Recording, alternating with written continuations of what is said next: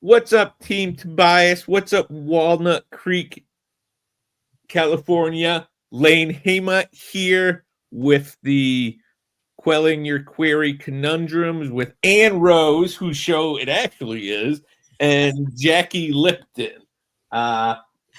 We have a query today, don't we, Ann Rose? We do have a query today that our wonderful assistant Todd has picked out for us, and I have not read it yet, so I don't know anything about it, and I read like a first grader, so I don't know. You're just going to have to go with me on this one. So, you guys ready? Will do. Yeah, we can say a lot about Todd, but we won't. Todd is fabulous. I am the worst out loud reader. I don't know why this is my show because I am probably the worst one to be reading these letters out of anyone. So I was never a good out loud reader.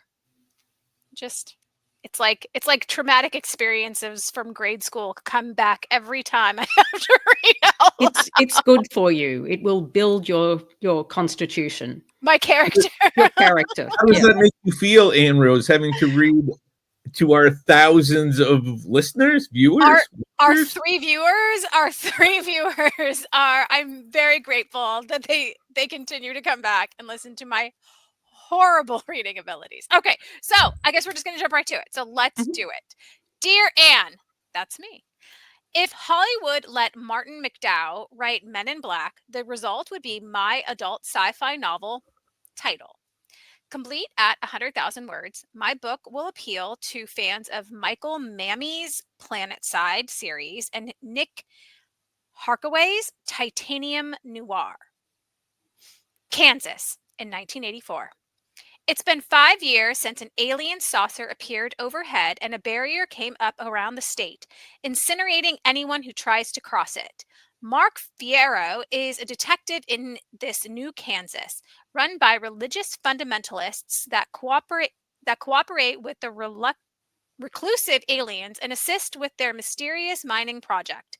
Mark is a fish out of water in his station house, holding a graduate degree and never having been in a fist fight. But he has a secret. His father is gay, and Mark uses his job to protect him against increasing persecution from the government. Walking the razor's edge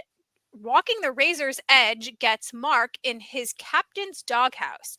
He's assigned to the Bone Squad, investigating the latest unsolvable murder the police refer to as walkers. Mark's secrets get deeper when he meets Claire. Their connection is undeniable, but she is a sympathizer, and possibly more, of the insurgents who fight against the aliens and the government. They say they fight for freedom, but their ruthlessness outpace their intentions, bombing, torture, killing. They deal with informants by making them walk through the barrier, leaving only their bones. Mark's Walker case is different, however. The victim turns out to be a high school girl, a bookish straight-A student with no connection to the insurgents. The trail leads to the father of the family who babysat for a state senator and known playboy. The case turns fully upside down when Mark discovers hidden papers in the victim's closet, a map of the aliens' mining project. Mark wants justice. He becomes obsessed with finding the killer. His search puts him at odds with the government he works for, makes him a target of the insurgents, and drives a wedge of distrust between him and Claire. Last, it jeopardizes his ability to protect his father. But as he investigates, he uncovers a conspiracy that will force him to choose allies in the war where there is no good side. A little brief bio paragraph. Thank you for consideration. Okay, Lane is muted. I was muted, sorry. How long was that? It was very long. Because it felt very long, like then this happened, then this happened, then that happened, then this happened, and then the barrier isn't really a barrier. I actually think this is a synopsis and not a query letter. You were just talking before we got on about the difference between a synopsis and a query letter. This to me reads as a synopsis. It's a short synopsis. Yes. Yeah, it's a synopsis, it feels. But it might be worth you, before we go through it, it might be worth you saying on air what you just said before about what the difference is. Right. So in a query letter, we want to just keep things simple, right? It's like your back cover copy of your book. It asks, basically, we want to know 4 things. Who is your main character? What it is that they want? What are their goals? What stands in their way? What are the obstacles? And what happens if they fail? What are the stakes? I'm not actually even sure we get the stakes here in this one. But really, those are the only things that we need. This tells us a lot of extra detail. So a synopsis is more or less the major plot points of your story. And that's what this is hitting on, a lot of those major plot points. Query letters generally only hit on to that first kind of part of the book, setting things up, and then let us know what could happen if things don't go the way that they need to go, right, for the main character. You seem very excited about this conversation, Lane. I'm just I'm thinking there's so much there. Like, if the government is fighting this war against aliens and there's insurgents they have to fight against, why are they so concerned about some cop's father being gay? Yeah, I mean, that I government's wasn't quite evil clear. and repressive, but like, why this cop's father? I don't know. I think, too, I'm not sure if it would be even necessary for us to go through each one of these paragraphs again. Just because I think that there is so much information here. I would suggest to the author just kind of like narrowing it down. So Mark is obviously the main character. Mark seems to want to keep this secret, but why? What happens if, but he has a secret, his father is gay. Okay, so but what happens to his father if he is found out? I do want to say, as a adjunct to what Anne just said about why it matters if the dad is found out, the why it matters gives you the stakes. So if nothing much happens, you don't have stakes. And there's a whole lot of things that Mark is doing in this query that there are big why it matters attached to. And I would also say, I think the genre here really is just described as sci-fi, like that's what we get, but there's elements here of mystery and there's elements of romance and there's elements of, socio-cultural stuff.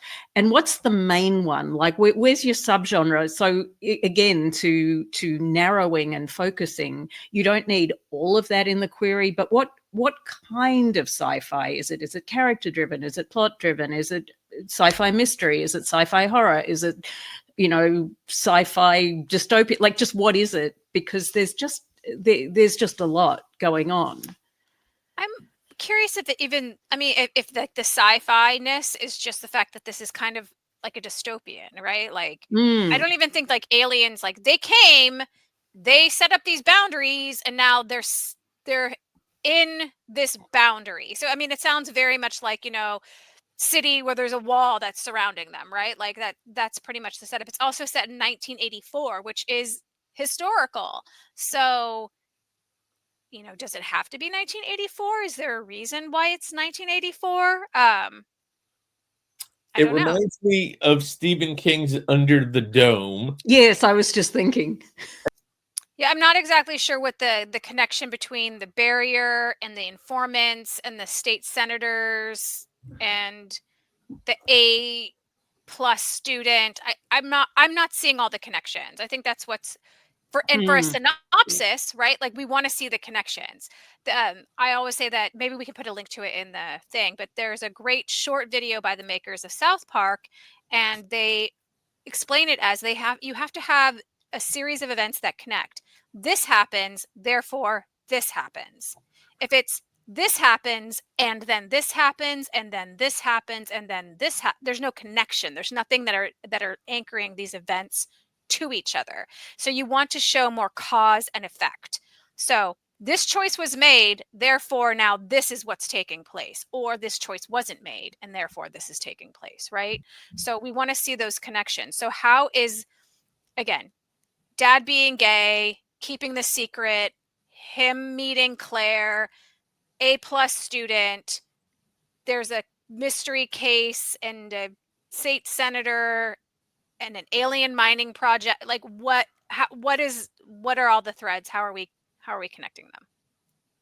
Yeah, I agree. And I also, in an odd way, I wonder what the aliens are actually contributing to the plot, which is probably the flip side of the comment you made earlier, when you were talking about, what is this piece? Why is it set in 1984? What's going on? But the aliens seem to just kind of be there and just be this force that folks are playing for or against. So, I mean, it strikes me as kind of if you're trying to do sci-fi with aliens, it strikes me as a missed opportunity to actually develop an alien race that is trying to do something, because it seems like it could almost be a military complex causing the problems. Right. Are there actually aliens at all, or are they just assumed to be aliens because it's 1984 and there was no other way to record, or is that why it's set there? Because we didn't have social media and everyone didn't have an iPhone to record these saucers coming down and to explain the phenomenon that's taken place. So I would venture a guess that maybe there aren't really any aliens whatsoever. I could be wrong. What are they mining? I don't think it ever says. I mean, I think that's like part of, even in Cowboys and Cowboys and Aliens. yeah, which everyone hated, but I loved that movie. It was just a fun, good popcorn, eaty, fun movie. The aliens were mining gold. I mean, it was an important. They're like, oh, aliens are here to get our gold for their alien spaceship stuff. These aliens are putting up a barrier to mine, I don't know, Bitcoin, Pogs. I don't know. It's not Bitcoin if it's 1984, unless they're, I don't know, time traveling, in a time warp or something. Yeah, right. And I mean, the author does say, Mark wants justice, but what does that even mean? Right. It's a very vague, idea, right? So he wants justice for whom, for what purpose, for what reason, to what end. So I think that there is a lot of information put into this query letter. I think that this author has probably a very interesting, complex story that's going on here. I think that they're just trying to put everything in the kitchen sink into this letter, and it's more of a doing you harm than good. yes, I agree. So final thoughts? Penny for your thoughts? Thoughts for your pennies? Well, I think my thought is that I'm seeing here, apart from what we said already, a tendency to want to not reveal your hand, to intrigue the agent by not giving specifics of the key information. And a lot of people think that's the right thing to do, because of course someone will be interested if there's all this mystery, but there's good mystery and bad mystery.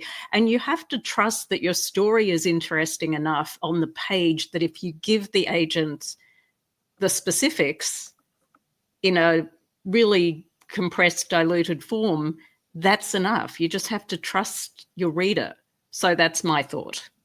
To go with that too, you don't want your query letter to sound like it could be anyone's book, right? You want it to sound like your book, and that's why the specifics matter. So to jump off of what Jackie said, just, condense it, give us, the who, what, why, the why we should care, and be specific here in this, because I think that you could have a very fun and interesting story that has a lot of action here, but we're just kind of missing it because there's all this other stuff that's going on that we don't really need to know at this moment. Lane? I agree. I want to know what the aliens are mining. Very important. On that note, Anne, why don't you take us out? And remember, April 30th, Wednesday, 7 p.m. Our Eastern, 7 p.m. Eastern, our live AMA. Our live AMA. And if you can't make it, go ahead and send in your questions ahead of time because they will be available on the playback. So drop your questions below. But to end this episode of Quelling Your Query Conundrums, thank you, author, for sending us your query. We do hope that this was helpful to you in some way. If you have a query that you have conundrums about, send it in. Lane will go ahead and leave the email address below, and we'll hopefully take a look at it here on air. If you have any specific questions you have about your query, go ahead and drop that in the email with that letter. And yeah, we are excited to keep helping authors in this way. So let us know what you think in the comments below.